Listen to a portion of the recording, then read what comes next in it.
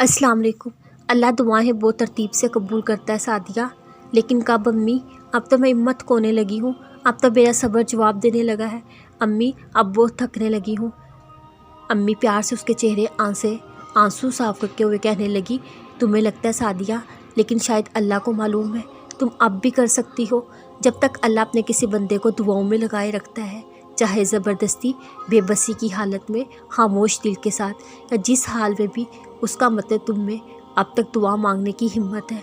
दुआ लफ्ज़ों का मजमुआ थोड़ी ना होती है, जो लफ्ज़ ब लफ्ज़ अल्लाह को सुनाओगी तो ही वो तुम्हारी पुकार सुनेगा। नहीं, दुआ तो तड़प है सादिया, जो अल्लाह से बयान ना भी कर पाओ वो तब भी समझता है, सुनता है। दुआ तो एक फरियाद जिसकी लाज अल्लाह ज़रूर रखता है।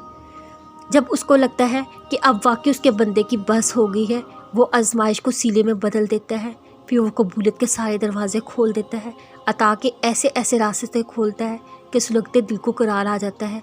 बस मेरी बेटी, अब तुम्हें उस वक्त का सब्र से इंतज़ार करना है, क्योंकि मुझे उम्मीद है अब अल्लाह को भी मालूम है तुम वाकई थक चुकी हो।